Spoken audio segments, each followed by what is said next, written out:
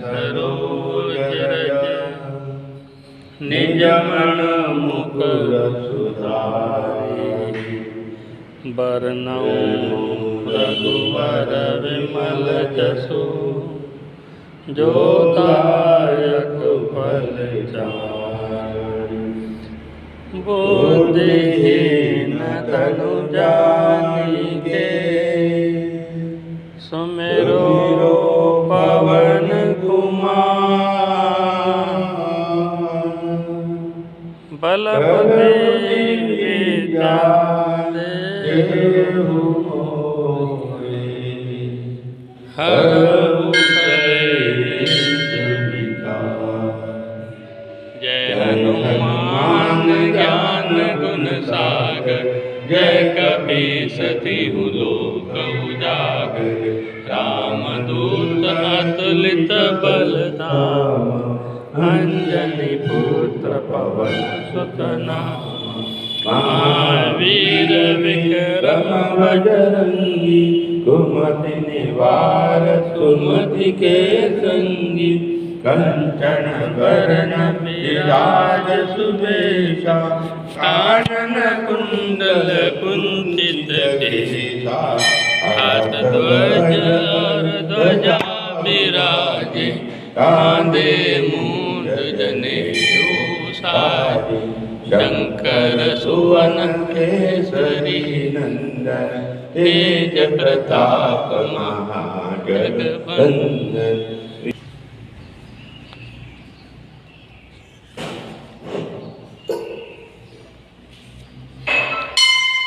जय श्री कृष्ण। जय श्री कृष्ण। श्री कृष्ण गोविंद हरे मुरारे हे नाथ नारायण वासुदेव। श्री कृष्ण गोविंद हरे मुरारे हे नाथ नारायण वासुदेव। श्री कृष्ण गोविंद हरे मुरारे हे नाथ नारायण वासुदेव। श्री कृष्ण गोविंद हरे मुरारे हे नाथ नारायण वासुदेव। श्री कृष्ण गोविंद हरे मुरारे हे नाथ नारायण वासुदेव। श्री कृष्ण गोविंद हरे मुरारी हे नाथ नारायण वासुदेव। गोपाल कृष्ण भगवान की जय। प्रातः स्मरामि हृदि संस्फुरदात्मतत्त्वं सच्चित् सुखं परमहंस गतिं तुरीयं यत्स्वप्नजागर सुषुप्तिमवयति नित्यं तद्ब्रह्म निष्कलमहं न च भूतसङ्घातः। महायोगपीठे तटे भीमर्थ्यां वरं पुण्डरीकाय दातुं मुनिव्रयैः समागत्य तिष्ठन्तमानन्दकन्दं परब्रह्मलिङ्गं भजे पाण्डुरङ्गम्। दक्षिणे लक्ष्मणो यस्य वामे तु जनकात्मज गुरुतो मारुतिर्यस्य तं वन्दे रघुनन्दनम्। कृष्णाय वासुदेवाय हरे परमात्मने प्रणतक्लेशनाशाय गोविन्दाय नमो नमः। वसुदेवसुतं देवं कंसचाणूरमर्दनं देवकी परमानन्दं कृष्णं वन्दे जगद्गुरुं। गोपालकृष्ण भगवान की जय। ब्रह्मानन्दं परमसुखदं केवलं ज्ञानमूर्तिं द्वन्द्वातीतं गगनसदृशं तत्त्वमस्यादिलक्ष्यम् एकं नित्यं विमलमचलं सर्वधी साक्षिभूतं भावातीतं त्रिगुणरहितं सद्गुरुं तं नमामि। गोपालकृष्ण भगवान की जय। सद्गुरुनाथ महाराज महाराज की जय। जय श्री कृष्ण। जय श्री कृष्ण। पिछले समय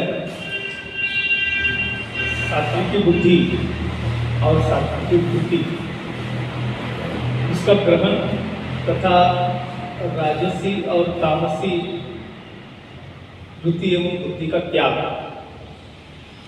जो उपाय भगवान श्री कृष्ण ने बताए थे। बताते हैं कि इस राजसी और तामसी का त्याग कराने के लिए बुद्धि और वृत्ति के तीन भेद परमात्मा ने बताए थे जो 35वें श्लोक तक हमने देखे हैं। क्रमवार भगवान बताते हैं। एक बात यहाँ बताना मुझे जरूरी लगता है कि कृष्णम वंदे जगत गुरु ऐसा भी अभी हमने बोला। वो जगत गुरु है और कैसी तत्व ज्ञान समझाना है, कैसी श्रोता को पूरी तरह से ज्ञान प्राप्त हो, उसके मन में कोई आशंका न बचे, इस भाव से सब विस्तृत और बड़ी सरलता से श्री कृष्ण परमात्मा अर्जुन को समझाते हैं। इसके लिए मनुष्य समस्त कर्म करता है। अब जो बात कर रहे हैं, पिछले समय मैंने आखिरी में कहा था कि अब सुख के भी तीन तीन भेद भगवान बता रहे हैं, और वैसा देखा जाए तो हमारे जीवन भर की जो कोशिश रहती है, प्रयत्न रहते हैं, वो सुख पाने के लिए रहते हैं। हम सुख जिसको कहते हैं, ये जो सुख और दुख की संकल्पना है वो सापेक्ष है।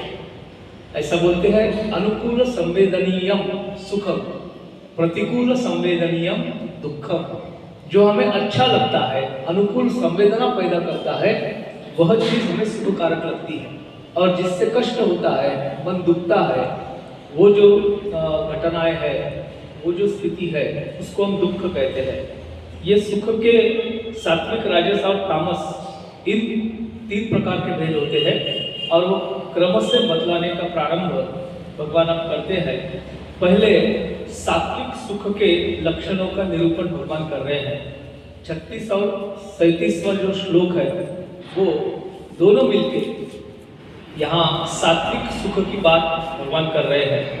श्लोक ऐसे है, सुखम विदाने त्रिविधम शृणु में भरतर्षभ, अभ्यासात रमते यत्र दुःखांतंच निगच्छति। 37वां श्लोक आता है, यत्तत् अग्रे विषमम इव परिणामे मृतोपमम तत् सुखम सात्विकम प्रोक्तम आत्मबुद्धि प्रसादचम। कहते हैं इसमें यथार्थ इसका ऐसा है, हे भरत श्रेष्ठ अर्जुन, अब तीन प्रकार की सुखों की भी तीन प्रकार के सुख को भी तू मुझसे अभी सुन। जिस सुख में साधक मनुष्य भजन, ध्यान और सेवादि के अभ्यास में रमण करता है या उसमें रममान हो जाता है, और जिससे दुखों के अंत को प्राप्त हो जाता है, दुख समाप्त होने की ओर बढ़ता है, जो ऐसा सुख है और आरंभ काल में यद्यपि विष के तुल्य प्रतीत होता है, ऐसा जो सुख है जो अंतिमतः कल्याणकारी होता है, सुखकारक होता है, वह शुरुआत में, प्रारंभ में विष के तुल्य प्रतीत होता है, परंतु परिणाम में अमृत के तुल्य है। शुरुआत में लगता है बड़ी कठिन है, विष तुल्य है, हमारे मन मस्तिष्क को पीड़ा देने वाला है, लेकिन अंततोगत्वा वो अमृत के तुल्य है। इसलिए वह परमात्मा विषय बुद्धि के प्रसाद से उत्पन्न होने वाला सुख सात्विक कहा जाता है। जो भगवान की प्रसाद से प्राप्त होता है वह सुख सात्विक है। जैसे खेलकूद में आसक्ति वाले जो बच्चे होते हैं, उनका कभी अभ्यास में या चिंतन में ध्यान नहीं लगता, उनका सारा चित्त कहाँ रहता है? खेलकूद में रहता है। बार बार घर के बड़े लोग, माँ पिता बोलते हैं, अरे जरा पढ़ाई करो, अभ्यास करो, तो वो चीज टालने को देखता है, क्योंकि उसको पढ़ाई करने में, अभ्यास करने में, चिंतन करने में उसको आनंद नहीं आता, मन का आनंद नहीं आता है। उसको ऐसा लगता है उसकी मूढ़ता के कारण अभ्यास विष के तुल्य लगता है, संकट लगता है।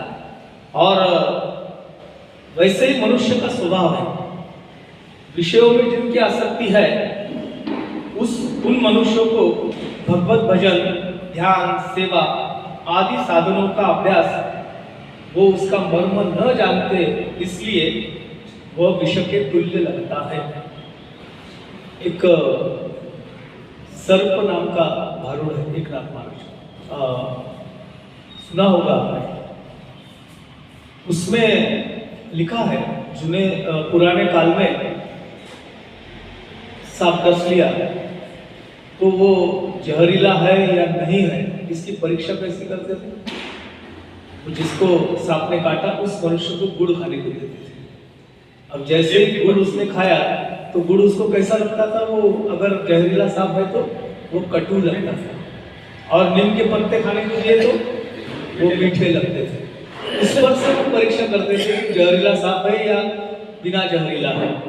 तो उस पर एकनाथ महाराज ने बड़ा सुंदर कहा है, कड़ू विषय तो बहु गोड़िए आला। जो विषय सुख है वो वास्तवतः कटु अनुभव देने वाला है, अंतिमतः उसके परिणाम कुछ अच्छे होने वाले नहीं है। लेकिन विषयासक्त भोगी पुरुष जो है उसके बारे में कहते हैं, कड़ू विषय तो बहु गोड़िए आला, भजन गुण तो कड़ू जाहला। भजन, ध्यान, भगवान का चिंतन, यह विषय वास्तवतः में बहुत अच्छा है, मीठा है, हमारे जीवन के लिए उपकारक है। लेकिन वो विषय हमें निम्ब के समान, कड़ू निम्ब के समान कटु हो जाता है। असत्य अशुद्धाचा येताति गरुड़ावो। ये शरीर में वो विष फैल गया कि गरड़ आती है। ठीक है, गरड़ आती है। अशुद्ध असत्वाचा येताति गरुड़ावो। लोभ सर्प डंखला करू काय। लोभ नाम का, मोह नाम का जो सर्प है उसने डंक कर लिया, उसके लिए क्या इलाज है? गुरु गारोड़ी आला था। बाद में एकनाथ महाराज कहते हैं कि इससे छुटकारा अगर पाना है, इस मोह माया से, इस लोभ से आपको अगर छूटना है तो गुरु की शरणागति करना आवश्यक है। और गुरु मार्गदर्शन क्या करेंगे? ये सात्विक सुख की बात करेंगे, सात्विक सुख की बात करेंगे। और सात्विक सुख किसको कहते हैं? जिस सुख में रमन करने वाला मनुष्य आध्यात्मिक, आधिदैविक, आदि भौतिक सब प्रकार के दुखों के संबंध से सदा के लिए छूट जाता है। 3 प्रकार की दशाएं बताई गई है। 3 प्रकार के दुख है, आध्यात्मिक है, आधिदैविक है, आदि भौतिक है। ये 3 तरह की पीड़ा जो है वो हर आदमी को सताते रहती है।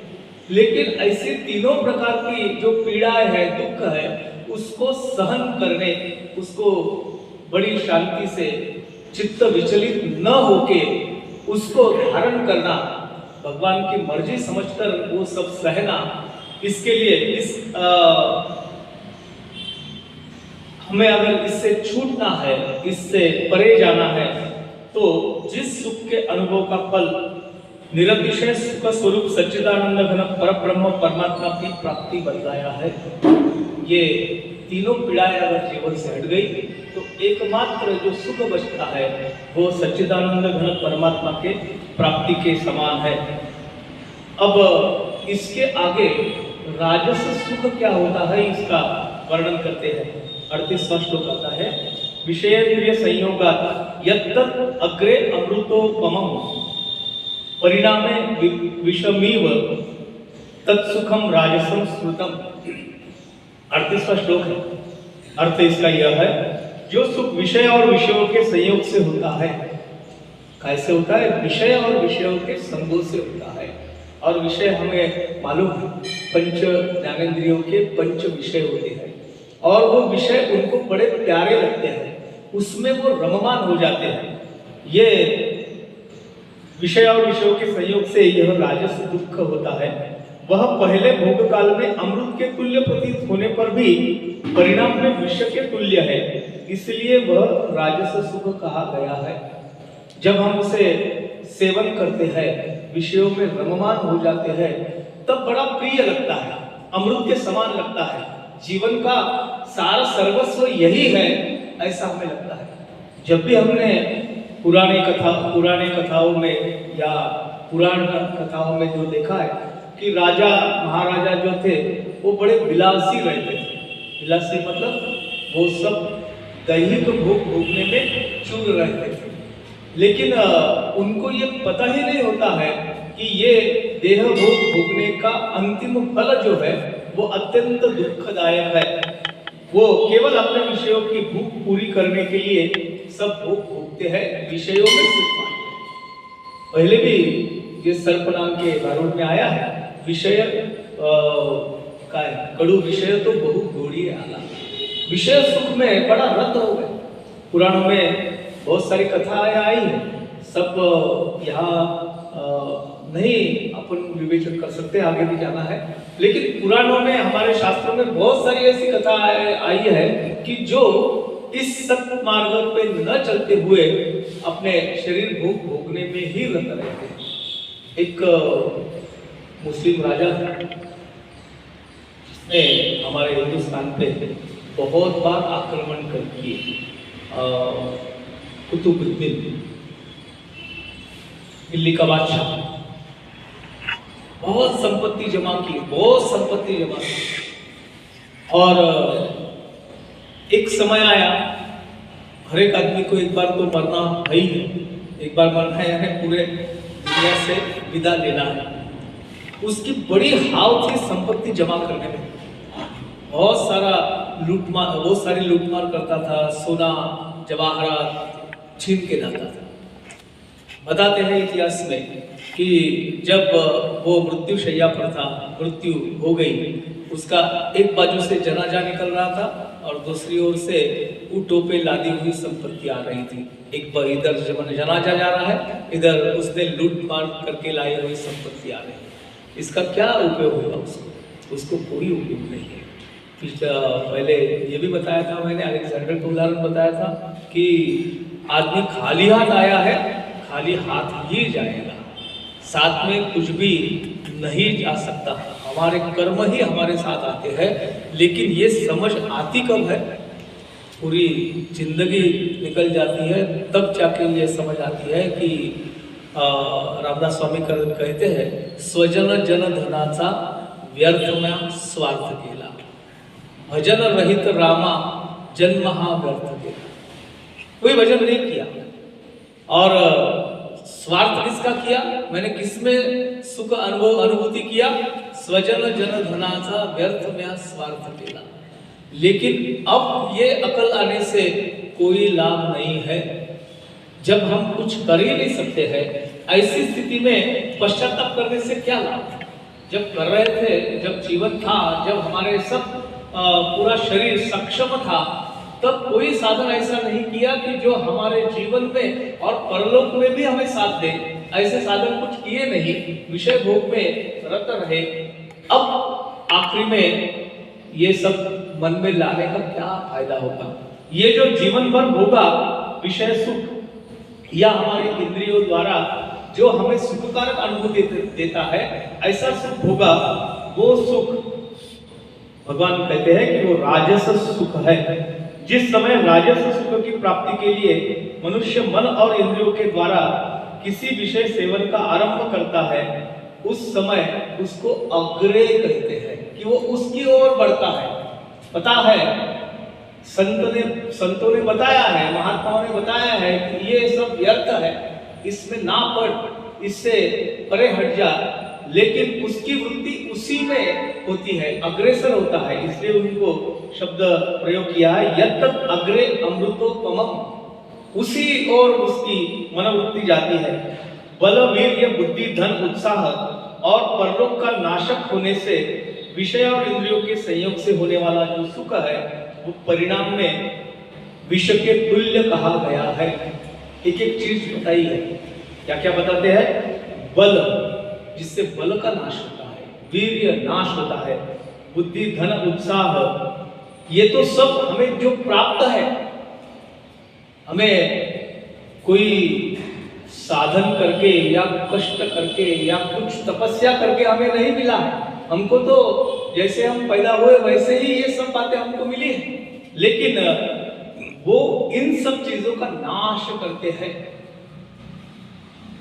उदाहरण के तौर पे हमें मालूम है कि लिखा रहता है, मद्यपान करना आयुष्य के लिए घातक है, सिगरेट पीना यह आरोग्य के लिए घातक है। उसी पर लिखा हुआ रहता है, सिगरेट के पैकेट पे ही लिखा रहता है धूम्रपान ये हमारे जीवन को नष्ट कर सकता है।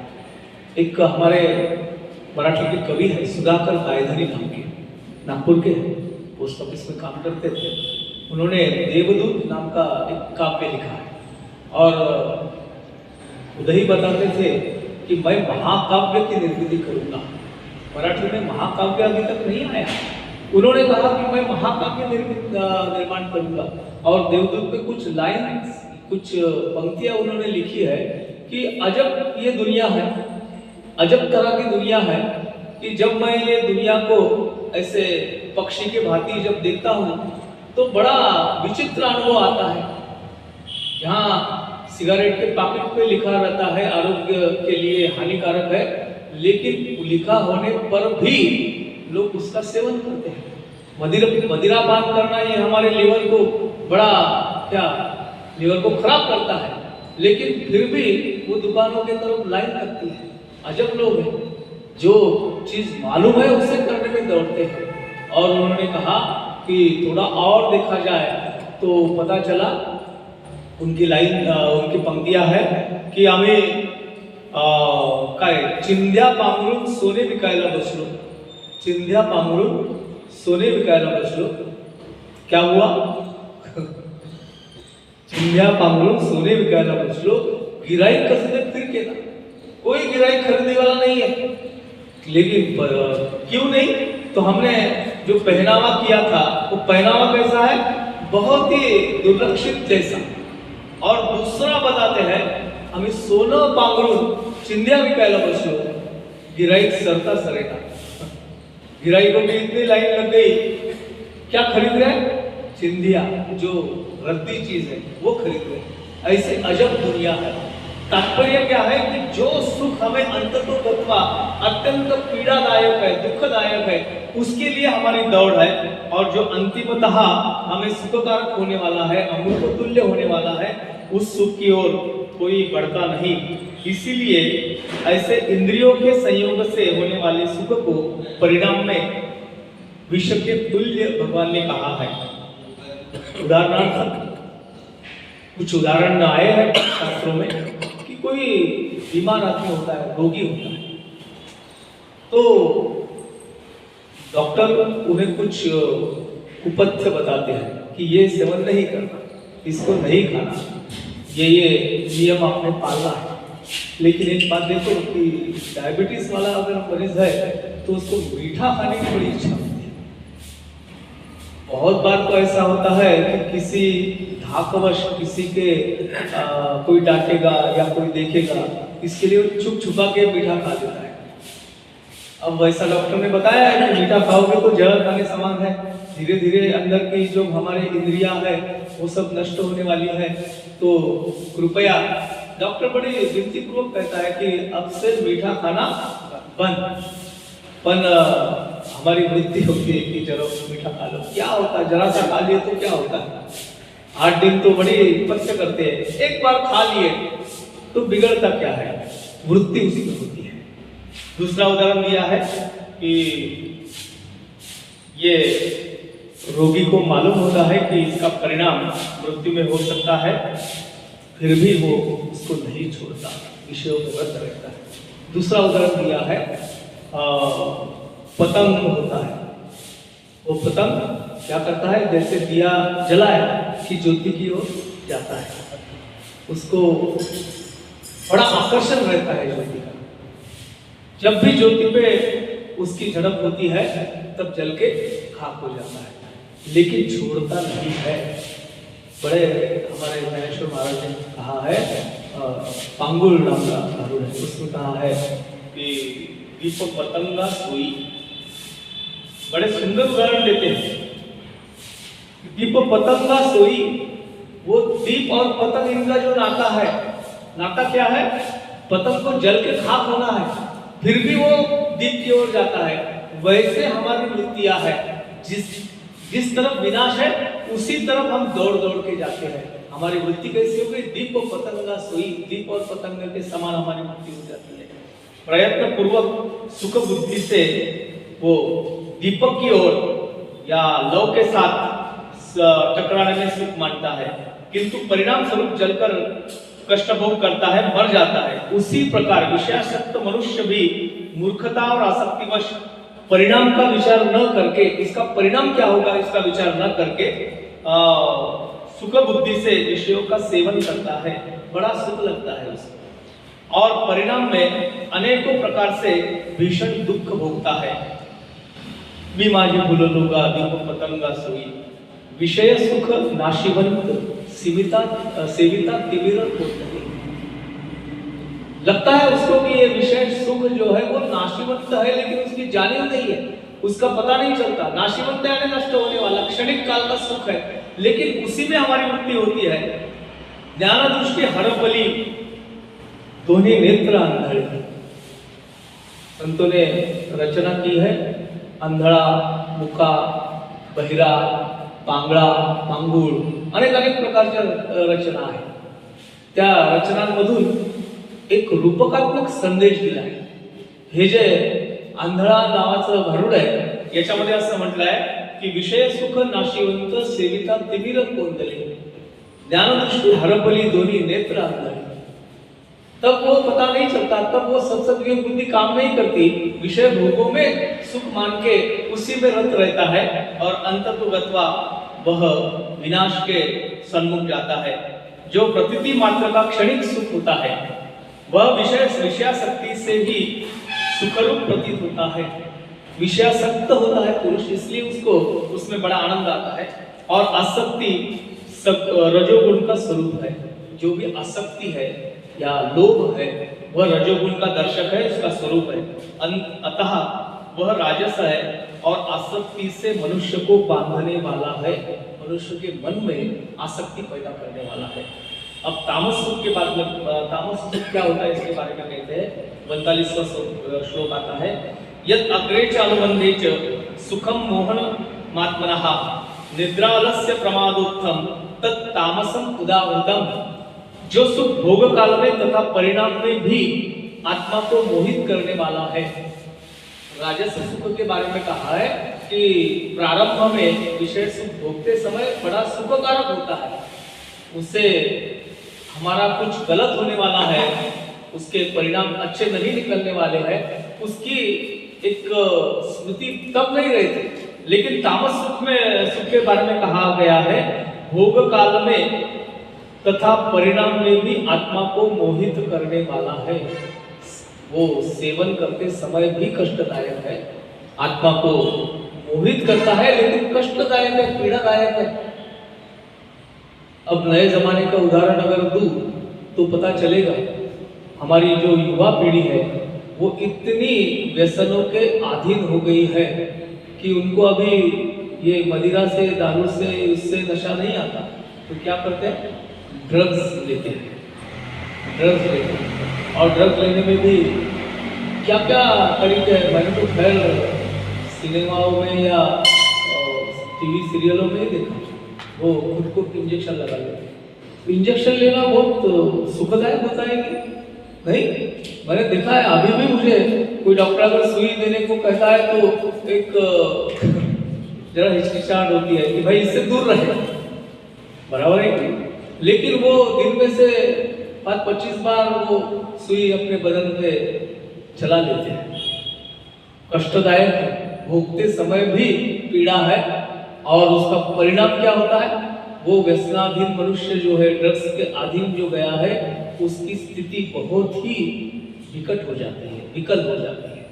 उन पर उपचार करने के लिए 6 महीने, 8 महीने, साल, 2 साल वो व्यसन मुक्ति केंद्र में रखे, निसर्गोपचार करके वगैरह वगैरह सब इलाज करना पड़ता है। तात्पर्य क्या है, भोगते समय भी कष्टदायक है और परिणाम स्वरूप भी उसका बहुत कष्ट है। वह ये जो बातें आती है तामस सुख की, ये क्यों आती है, इसके 3 कारण बताया है। एक तो निद्रा, दूसरा आलस्य और तीसरा प्रमाद। निद्रा के समय क्या होता है, जब हम निद्राधीन रहते हैं तो मन और इंद्रियों की क्रिया बंद होने के कारण थकान से होने वाला दुख का अभाव होने से तथा मन और इंद्रियों को विश्राम मिलने से सुख की प्राप्ति होती है। लगता है आपको चलो दिन भर में भागदौड़ कर लिए, थोड़ा आराम करना चाहिए। निद्रा आ गई कि सब इंद्रियों के कष्ट दूर होते हैं, लेकिन थकान जो होती है दूर हो जाती है और सुख प्रतीत होता है। उसे निद्रा जनित सुख कहते हैं। कुछ लोगों को निद्रा बड़ी प्यारी होती है, बड़ी निद्रा प्यारी होती है। और अक्सर देखा गया है कि पुराणों में सुनते समय लोग एक झपकी तो मार ही लेते हैं। नामदेव महाराज अपने एक अभंग में कहते हैं कि कीर्तना से ज्यादा निद्रे ना गेले। कीर्तन भजन में बैठे कि ऑटोमेटिकली नींद आ जाती है। ऐसा कहते हैं कि कुंभकर्ण जिसने क्या निद्रा पद मांगा था ब्रह्मदेव जी से, उन्होंने दे दिया। उनको मांगना था इंद्र पद, मांगा क्या? निद्रा पद। 6 महीने तक सोते रहो, ऐसे उनको दे दिए। जब उनकी मृत्यु समीप आ गई तो निद्रा देवी ने उनको पूछा कि भाई आपने मुझे इतना सहारा दिया जीवन भर, अब आप तो चल बसे, आप तो निकल रहे हो, ये दुनिया में नहीं रहोगे, तो मैंने जाना था मेरा घर कहाँ। तो कुंभकर्ण ने उसको आशीर्वाद दे दिया कि जहाँ जहाँ भी ये पुराण भागवत कीर्तन प्रवचन होते होंगे वहां चली जाना, वो सब आपको आश्रय देंगे। तब से बोलते हैं कि कीर्तन भजन में वो कुंभकर्ण के आशीर्वाद से निद्रा देवी आ जाती है और हमें उस सुख में व्रत करा लेती है। ये निद्रा जनित सुख है। दूसरा है आलस्य। इसी तरह समस्त क्रियाओं का त्याग करके पड़े रहने के कारण समय जो मन इंद्रिय और शरीर के परिश्रम का त्याग कर देने से आराम की प्रतीति होती है, उसे आलस्य जनित सुख कहते हैं। पड़े रहने में कुछ लोगों को बहुत बड़ा मजा आता है। बहुत परिचित लोग ऐसे हैं, उनको पूछता हूँ कि भैया अब रिटायर्ड हो गए, क्या करते हो, समय कैसे बिताते हो? वो बोले पहले बड़ा अच्छा था। कैसा अच्छा था कि 5-6 घंटे ऑफिस में जाते थे, बड़ी अच्छी नींद हो जाती थी, दिन भर खाना वाना खा के गए ऑफिस में तो सो गए। अब रिटायर हो गए तो बड़ी आफत हो गई, पड़े रहता हूँ, नींद आती नहीं। क्यों? नींद का भी एक बड़ा वैशिष्ट्य है, काम करते समय आती है, खालीपन में ये सबका अनुभव होगा। जब काम ही नहीं है तो निद्रा भी नहीं आती, और काम रहा तो बच्चों का देखो, जब परीक्षा सामने आ जाती है तो 2 पेज नहीं पढ़े कि वो निद्राधीन हो जाते हैं। और परीक्षा नहीं है, समाप्त हो गई, दुपहर लग गया, छुट्टी हो गई, तो 2-2 बजे तक उनको नींद नहीं आती। जब पढ़ाई करना है तो नींद आती है। तात्पर्य क्या, यह आलस्य जनित है। पड़े रहने में भी बड़ा आनंद उनको आता है। उससे क्या होता है, मन इंद्रिय और शरीर के परिश्रम का त्याग हो जाता है। शरीर भी पड़े रहने से सुख की अनुभूति करता है, मन इंद्रिय शांत होते हैं, इसको आलस्य जनित सुख कहते हैं। और तीसरा है प्रमाद। प्रमाद यानी गुनाह, प्रमाद यानी कुछ अपने से हुआ प्रमाद। मन बहलाने के लिए आसक्तिवश की जाने वाली व्यर्थ क्रियाओं का और अज्ञानवश कर्तव्य कर्मों की अवहेलना करके उनके त्याग कर देने का नाम प्रमाद है। बड़ा मस्त अच्छे से कहा है कि मन बहलाने के आसक्तिवश की जाने वाली जो व्यर्थ क्रिया है उसको प्रमाद कहते हैं। मन बहलाने के लिए। अब मन बहलाने के लिए क्या करते लोग? हमारे इधर है कि नहीं मालूम नहीं, हमारे इधर एक बड़ी प्रथा चली आई, कैसे चली आई पता नहीं। इधर के भी प्रथा बताता हूँ, हमारे इधर की पहले बताता। नाग पंचमी नाम का सन आता है, जहाँ से चातुर्मास से भी प्रारंभ होता है। वो नाग पंचमी के दिन हमारे उधर जुआ खेलने की एक रीत है। उस दिन बिल्कुल राजरोस अधिकृत रीत्या फिर वो जुआ खेलना है। अब जुआ खेलना बोले तो बड़ा अच्छा काम कर रहे हैं क्या, बहुत पराक्रम की बात है क्या? लेकिन उस दिन तो हमको लाइसेंस ही मिल गया, परमिट ही मिल गया कि आज जुआ खेलो, कुछ हरकत नहीं है। ये व्यर्थ क्रिया है, व्यर्थ क्रिया, उसमें समय बिताता है। इधर की प्रथा भी बता देता हूँ। पोले के दूसरे दिन क्या होता है? पाड़वा होता है। और उसकी तैयारी कब से होती है? शुरुआत में मैं आया तो बड़ा मुझे विचित्र लगा कि यहाँ भंडारा परिसर में पाड़वा यह बहुत इंपॉर्टेंट चीज है, चाहे वो पोले का रहे या और किसी का रहे। बहुत बार तो वो फ्रेज ही हो गई, होली का पाड़वा, होली का पाड़वा। नहीं, अब तो ऐसा रीत हो गई कि कुछ भी फंक्शन हो गया कि पाड़वा कर लो। घर में शादी हो गई फिर पाड़वा कर लो, घर में कुछ अघटित घटना घटी, चलो 10 दिन तो निकाल लिया, पाड़वा कर लेते हैं। यानी पाड़वा का मतलब क्या है? व्यर्थ समय बिताना, कुछ अच्छे काम नहीं करना है। उसको मन बहलाने के लिए आसक्तिवश किए जाने वाली क्रिया है। वो क्यों करते हैं? अज्ञानवश कर्तव्य कर्मों की अवहेलना करके। जो मेरा कर्तव्य कर्म है उसको त्याग के इस व्यर्थ क्रियाओं में हम रत रहते हैं। इसका नाम प्रमाद है। व्यर्थ क्रियाओं के करने में मन की प्रसन्नता देने का नाम प्रमाद, मन की प्रसन्नता के कारण और कर्तव्य का त्याग करने में परिश्रम से बचने के कारण मूर्खतावश जो सुख की प्रतीति होती है वह प्रमाद जनित सुख है। कहते हैं कि परिश्रम से बचने के कारण, कबीरदास जी ने बड़ा सुंदर कहा है कि कुछ काम हमारे सामने आया कि जो करना बहुत अत्यंत जरूरी है उसको हम टालते रहते हैं। आज नहीं कल करेंगे, कल नहीं परसों करेंगे, परसों नहीं देखा जाएगा, हो जाएगा। आज क्या काम कर रहे हैं? आज कुछ भी नहीं कर रहे हैं, व्यर्थ क्रियाओं में हमारा समय व्यतीत हो रहा है। मैंने बहुत बार देखा है, जब भी किसी दफ्तर में जाता हूँ किसी काम के कारण, तो जो अधिकृत उसका बैठने की जगह है वहां पर वो आदमी मिलता ही नहीं। कहाँ गए भाई? चाय पीने गए। 2 बजे गया तो चलो ठीक है, 2 बजे समय ही है चाय पीने का। 11:30 बजे गए तो भी कहाँ गए? चाय पीने गए। जैसे घर से आते हैं थोड़ी देर बैठे, सब लगा लिया और चले चाय पीने। तात्पर्य क्या कि ये क्रिया आवश्यक नहीं है, फिर भी हम इसमें करते हैं। हमारा जो कर्तव्य कर्म है उसे टालने के लिए, वो परिश्रम से बचने के कारण मूर्खतावश सुख की प्रतीति होती है और उसमें सुख लगता है, वह प्रमाद जनित सुख है। रामदास स्वामी कहते हैं कि विषय जनित सुखे सुख होणार नहीं। ये विषय जनित जो सुख है उससे कोई लाभ नहीं है, हमारे जीवन का कोई यथार्थता नहीं होगी। एक संस्कृत सुभाषित है कि क्या क्या करते हैं लोग, वो सुभाषितकार कहता है, काव्य शास्त्र विनोदेन कालो गच्छति धीमताम। काव्य शास्त्र विनोद, ये विनोद का अर्थ चुटकुले वगैरह नहीं है। जो काव्य पाठ करते हैं, काव्य यानी आज की कविता नहीं, काव्य किसे कहते हैं? रामायण ये महाकाव्य है, महाभारत ये महाकाव्य है। ये संस्कृत में 5 कवि होके गए, भास, भारवी, कालिदास और शुक्रक वगैरह। इन्होंने जो रचना की है वो पूरी अध्यात्म की ओर जाने वाली है।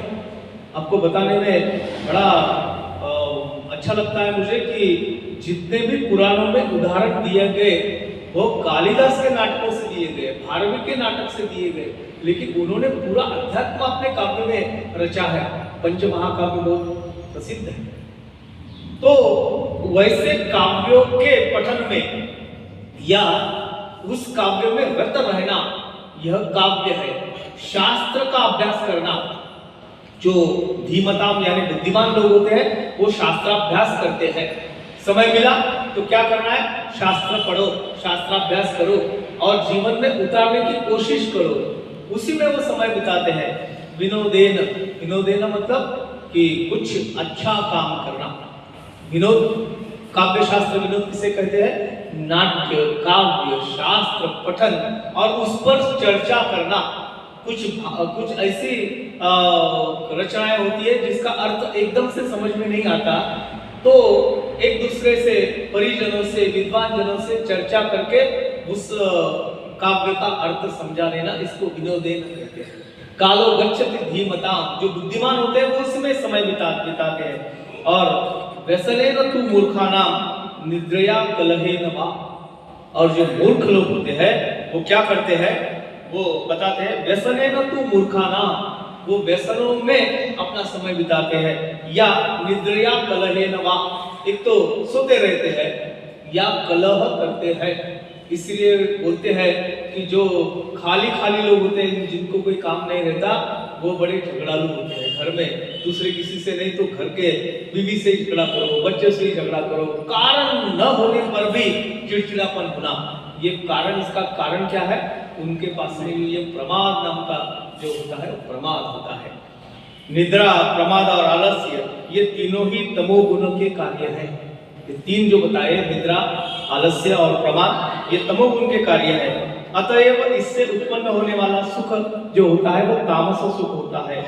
और इन निद्रा, आलस्य और प्रमाद आदि में सुख बुद्धि करवा कर ही यह तमोगुण मनुष्य को बांधता है। ये तमोगुण मनुष्य को बांध लेता है। हमारा चित्त भी बड़ा विचित्र है, जिस पर नहीं जाना चाहिए उस पर जाता है। अच्छे विचारों में नहीं आता है। क्यों होता है मालूम नहीं, लेकिन हमारी वृत्ति ही ऐसी होती है। इसका कारण ये तमोगुण है। और इसलिए कल्याण चाहने वाले जो पुरुष हैं वो क्षणिक मोहकारक और प्रतीति मात्र के तामस सुख से नहीं उसमें पड़ता है, वो उसमें फंसता नहीं है। उनको पता रहता है कि ये सब तामस सुख है, इसमें हमें जूझना नहीं है, इसमें हमें जाना नहीं है, वो उससे दूर रहता है, परे रहता है। इस प्रकार 18वें श्लोक से जो वर्णित मुख्य मुख्य पदार्थों के सात्विक, राजस और तामस, ऐसे तीन भेद परमात्मा ने बताए। अब इस प्रकरण का उपसंहार करते हैं। सुख के 3 भेद बताकर इसका उपसंहार, इसकी समाप्ति करते हैं। भगवान सृष्टि के समस्त पदार्थों को तीनों गुणों से युक्त बताते हैं। भगवान कहते हैं कि हमारी जो सृष्टि है, हमारा जो विश्व है, ये तीनों गुणों से, सत्व, रज और तम, इन तीनों गुणों से युक्त है। और उसी का वर्णन 40वें श्लोक में आता है। न तदस्ति पृथिव्याम वा दिवि देवेषु वा पुनः सत्वं प्रकृतिजै मुक्तम यदेहि स्थान त्रिभि गुणै। पृथ्वी में या आकाश में अथवा देवताओं में तथा इनके सिवा और कहीं भी ऐसा कोई भी तत्व नहीं है जो प्रकृति से उत्पन्न इन तीनों गुणों से रहित है। जितना भी हमें महसूस होता है, जो हम देखते हैं, जिसकी प्रतीति हमें आती है, पूरा विश्व कहते हैं कि ये तीनों गुणों से युक्त है। केवल दिखने वाला जिस लोक में हम हैं, वहां के पदार्थ तीनों गुणों से युक्त है ऐसा नहीं। कहते हैं पृथ्वी में, आकाश में और देवता लोगों में ही इनके सिवा और कहीं भी ऐसा कोई तत्व नहीं है कि जो ये 3 गुणों से परे है। प्रकृति से उत्पन्न इन तीनों गुणों के रहित है, ये 3 गुण उसमें नहीं है, ऐसा कोई तत्व नहीं है। एक तो बताया पृथ्व्याम, श्लोक में आता है न तदस्ति पृथ्व्याम, पृथ्व्याम, यह पद पृथ्वी लोक का वाचक है। पृथ्वी लोक के लिए पृथ्व्याम कहा गया। इतना ही नहीं, उसके अंदर के समस्त पातालादि लोगों का और उन लोगों में स्थित समस्त स्थावर जंगम प्राणियों का तथा पदार्थों का वाचक है। पृथ्वी बोले तो पृथ्वी में पाताल भी आ गया, और उनमें स्थित जो लोक है, उन समस्त लोगों की स्थावर जंगम प्राणियों के तथा पदार्थों का वाचक है। इसमें जितने भी घटक है, उन सबके लिए पृथ्व्याम ये शब्द आता है।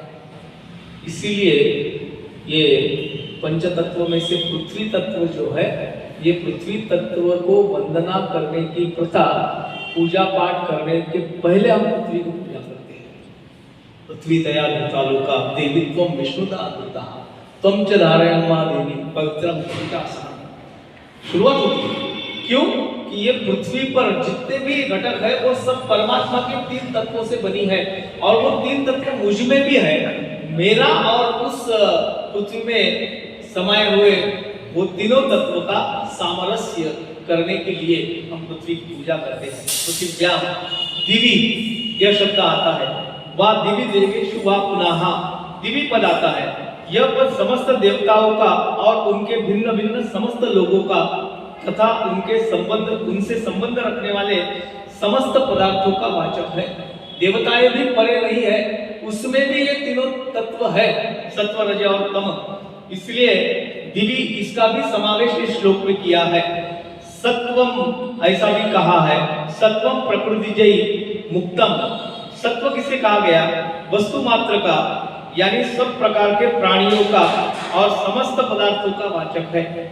कहते हैं कि सब प्रकार के प्राणियों को सत्व कहते हैं, और समस्त पदार्थों का वाचक है। जड़ हो चाहे चेतन हो, उन सब का वाचक ये सत्व पद है। तथा ऐसा कोई भी सत्व नहीं है जो प्रकृति से उत्पन्न इन 3 गुणों से रहित हो। ऐसा कोई तत्व नहीं है जिसमें ये 3 गुण समाहित ना हो। संपूर्ण पदार्थ प्रकृति जनित सत्व, रज और तम, इन तीनों गुणों के कार्य है। त्रिगुणात्मक यह सृष्टि है। भगवान ने कहा है कि मैंने उत्पन्न की, ये 3 गुण इसमें भरे हैं, लेकिन मुझ में इस गुण की कोई भी मात्रा नहीं है। गुणातीत कहते हैं, त्रिगुण रहितम, सदगुरु को उपमा देते वक्त हमने जो अभी श्लोक बोला, ब्रह्मानंदम परम सुखदम केवलम ज्ञान मूर्ति द्वंद्वातीतम त्रिगुण रहितम, वो त्रिगुण से परे है, लेकिन उसके अलावा जो भी घटक है, पदार्थ है, वो सब ये तीन गुणों से युक्त है। और प्रकृति जनित गुणों के संबंध से ही प्राणियों का नाना योनियों में जन्म होता है। ये प्रकृति जनित गुण जो है यानी सत्व रजत तम, इसके कारण ही, इसके संबंध से ही प्राणियों का अनेक अनेक प्रकार के योनियों में जन्म होता है। इसलिए पृथ्वी लोक, अंतरिक्ष लोक तथा देवता लोक के एवं अन्य सब लोगों के प्राणियों एवं पदार्थों में कोई भी पदार्थ या प्राणी ऐसा नहीं है जो इन तीन गुणों से रहित व अतीत हो। इसलिए कहते हैं कि पृथ्वी लोक हो, यानी जिसको मृत्यु लोक कहते हैं, मृत्यु लोक हो, अंतरिक्ष लोक हो या देवता लोक हो, इन सभी लोकों में तथा प्राणियों में, पदार्थों में कोई भी ऐसा तत्व नहीं है जो ये तीन गुणों से रहित है या अतीत है, ये तीन गुण युक्त है। ये तामस सुख के बाद विवेक आता है। क्यों होता है सात्विक, राजस और तामस? इसका कारण ये तीन गुण ही सब प्रकृति के कारण है। और भगवान ने कहा कि मैं कार्य रूप हूँ और कारण रूप ये सब समस्त विश्व है। वो अंततो गत्वा मुझ में ही आके मिलने वाले हैं, क्योंकि मैं उसका धाता हूँ, धारण करता हूँ। इसीलिए पहले से ही अगर भगवान के शरण में जाने का प्रयास करेंगे तो ये तीन गुणों से हमारी मुक्ति हो जाएगी। इसलिए यहाँ पे एक विषय समाप्त होता है। इसके आगे अब दूसरा विषय भगवान प्रारंभ करते हैं 41वें श्लोक से, उसका चिंतन हम अगले इसमें करेंगे। लेकिन एक बात ध्यान रखना बहुत जरूरी है कि हमारा जीवन जो है वो जीवन कैसा है। हमें बहुत कुछ प्रकृति ने दिया है, बहुत कुछ दिया है। दिया कितना है? बिना मांगे दिया है। इसलिए उसका हम सत्कार्यों में प्रयोग करना चाहिए। एक छोटी सी कथा बता के आज का विवेचन समाप्त कर लेता हूँ। कथा ऐसी है कि एक कोई आदमी अच्छी 35-40 की उम्र का एक नदी के किनारे खड़ा है, पुलिया पे जाके दृष्टि के सामने अपने वैनगंगा नदी का भी उदाहरण ला सकते हैं। दृष्टि के सामने छोटे पुलिया के कटड़े पे जाके खड़ा है, देख रहा है पानी को, बड़ा पानी, नदी तो पूरी भरी हुई है। उसके पास में ही एक कोई फकीर बैठा है, वो देख रहा है उसको कि कटड़े पे खड़ा है, थोड़ी देर से कूद जाएगा। नहीं क्या? वैसे ही इसकी विचारधारा लिए चेहरे से पता चला। वो फकीर उसके पास में गया, बोले क्या आत्महत्या करने की सोच रहे हो? बोले हाँ, अब इस नदी में कूद के मैं अपना जीवन समाप्त कर लूंगा। बोले क्यों? बोले मेरे पास में कुछ भी नहीं रहा, ना धन है ना संपत्ति है, मेरे पास में कुछ भी नहीं, कफलक हो गया हूँ। तो बोले ऐसा कैसा हो गया? धन नहीं है तो क्या हुआ? इसीलिए तो आत्महत्या कर रहा हूँ, अब जीने का साधन ही नहीं बचा, मेरे पास में कुछ भी नहीं है, खाली हो गया हूँ, इसलिए अभी मैं अपना जीवन समाप्त कर लूंगा। फकीर ने बोला कि यहाँ का राजा जो है वो मेरी पहचान का है, थोड़ा देखते कोशिश करके आपकी कुछ सहायता कर ले या आपको कुछ मदद कर दे। आज के दिन रुक जाओ, आज के दिन आत्महत्या मत करो, अगर काम नहीं बना अपना राजा से तो फिर कल कर लेते। तो उसने भी माना कि चलो फकीर बोल रहा है तो एक दिन पोस्टपोन कर लेते हैं, आत्महत्या तो करनी है, एक दिन में क्या फर्क पड़ता है? एक दिन से क्या फर्क पड़ता है। फकीर के साथ में चला गया। वो फकीर ने उसको राजा के पास ले गया और जाके राजा के कान में कुछ बताया। तो राजा ने बड़ी आवाज से उसको आत्महत्या करने जो उद्युक्त हुआ था उसको बताया कि मैं 1 लाख रुपए दूंगा। इसको बड़ा आश्चर्य हुआ। साधु ये फकीर ने राजा के कान में क्या कहा कि राजा एकदम से 1 लाख रुपए देने को तैयार हो गया। उसने फकीर ने इसके बताया कि भाई मैंने राजा को कहा कि इस आदमी को पैसे की जरूरत है तो कुछ मदद करो। तो मैंने उनको बोला कि ये आदमी अपनी दोनों आंखें बेचने को तैयार है, कितने में खरीदोगे? तो राजा ने बोला कि 1 लाख रुपए दूंगा दोनों आंखों के बदले में, एवज में। बोले चलो भेज दो। बोले लाख रुपए मिल जाएंगे, आत्महत्या तो चली गई, जीवन आराम से गुजरेगा, धन नहीं था आपके पास। हट बोले ऐसा कैसा हो सकता है? मैं आंखें नहीं बेचने वाला, आंखें नहीं बेचूंगा। फकीर फिर से गया राजा के पास में, कुछ कान में बोला। तो राजा बोले चलो 11 लाख दे दूंगा। बोले आपने नहीं बोला आंखें बेचने को। राजा को लगा कि मैं पैसे दे रहा हूँ कम है लाख रुपए, इसलिए 11 लाख से ऊपर मैं दे नहीं सकता। 11 लाख देने को तैयार है, आपके दोनों आंखें दे दो। बोले हट, 11 लाख में मैं मेरी आंखें नहीं बेचूंगा। 11 लाख क्या, वो करोड़ रुपए भी दे तो मैं अपनी आंखें नहीं बेचने वाला। तो फकीर ने बोला देख तेरी आंखों की कीमत 11 लाख हो गई, 2 कान अगर बेचता तो उसके साथ में और 11 लाख मिलेंगे, नाक बेचता तो और 11 लाख मिलेंगे, कितना हो गए? 33। ये सब तेरे पास में है और तू कहता है कि मैं निर्धन हो गया, मेरे पास में कोई धन नहीं है। ये जो भगवान ने हमें सब दिया है, इसका उपयोग करके हम अच्छी तरह से या सुखकारक जीवन बिता सकते हैं। तो जो भगवान ने बिना मांगे बिना कुछ लिए हमें दिया है, उसको ही हम सात्विक सुख कहते हैं। उस सुख की आराधना करना, उसमें हमारा चित्त लगाना और जो परम पिता परमात्मा है उसकी ओर जाने का मार्ग प्रशस्त करना, यही इस सात्विक राजस और तामस सुख की व्याख्या करते समय भगवान ने बतलाया हुआ निष्कर्ष है। यहाँ हम अपनी बात पूरी करते हैं। कुछ पूछना है या बताना है तो बता सकते हैं। 41वें श्लोक से फिर नया विषय प्रारंभ होगा। अगले शनिवार को यानी आने वाले शनिवार को हम 50 श्लोक तक जाएंगे। अभी 5-5 श्लोक करते हैं, इस 10 श्लोक करेंगे क्योंकि वो विषय एक साथ जुड़ा हुआ है, इसलिए 10 श्लोक हम करने की कोशिश उस दिन करेंगे। शनिवार को यहाँ विश्राम करते हैं। कुछ बताना पूछना है तो पूछ सकते हैं। और एक दूसरी सूचना भी देनी है। 25 तारीख से दास नवमी का उत्सव शुरू होने वाला है। ये 25 से 26 से लेकर 5 तारीख तक रोज कीर्तन प्रवचनादि कार्यक्रम बैरंगेश्वर मंदिर में है, 4 बजे से लेकर 5:30 बजे तक। आप सब आमंत्रित है। पत्रिका मैंने आज लाया नहीं है, पत्रिका दी थी कल्याणी ने, तो वहाँ अपन रमाकांत कुशनी को दे दी। अभी मेरे पास में पत्रिका है नहीं, लेकिन बैरंगेश्वर में ग्रुप में डाल देंगे। हाँ पाठन 4 बजे से 26 तारीख से 4 बजे से 5:30 बजे तक बैरंगेश्वर में बड़े अच्छे कार्यक्रम है। सुबह 4 बजे की शाम को 4 शाम दोपहर में 4 बजे, दोपहर में 4 बजे से 5:30 बजे तक। तो आप सब आमंत्रित है। वो कल्याणी जोशी और केशव जोशी उन्होंने मुझे बताया कि आपके गीता पाठ में बता देना, तो इसलिए मैं आपको ये सूचना दी, आप जरूर आना। उनकी तरफ से मैं आपको विनती करता हूँ। तो यहाँ विश्राम करेंगे। नाम संकीर्तनम यस्य सर्व पाप प्रणाशनम प्रणामो दुःख शमनः नमामि हरिं परम। नाम संकीर्तनम यस्य सर्व पाप प्रणाशनम प्रणामो दुःख शमनः नमामि हरिं परम। नाम संकीर्तनम यस्य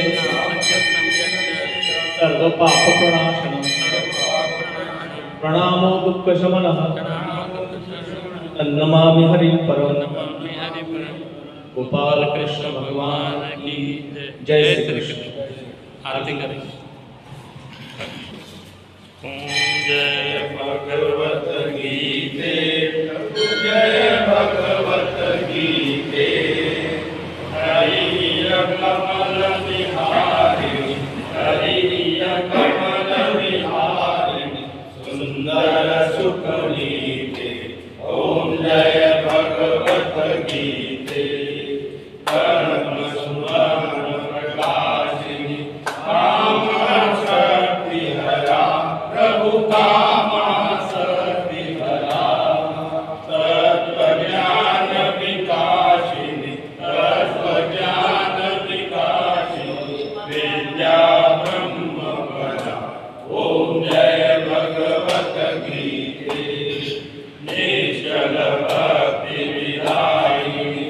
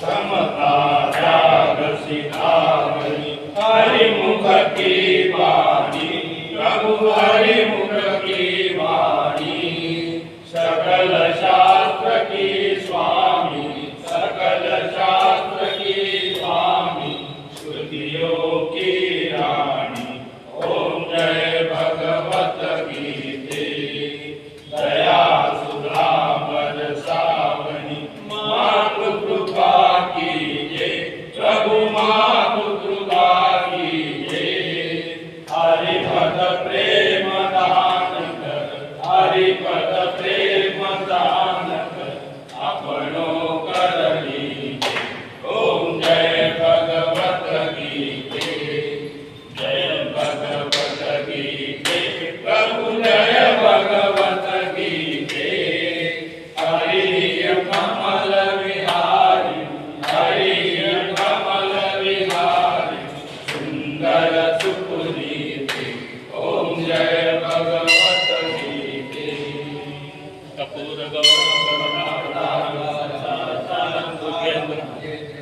सदा वसंतं हृदयारविन्दे भवं भवानी चरितं नमामि मंदारमाला कृतागताये कपालमालार्कश्री दिगंबराय च दिगंबराय नमः शिवाय च नमः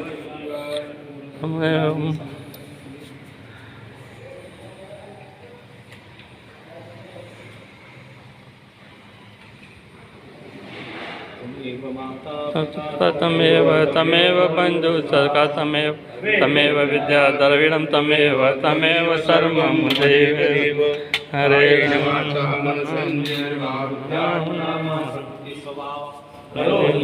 सकलं परस्मै नारायणाय समर्पयामि।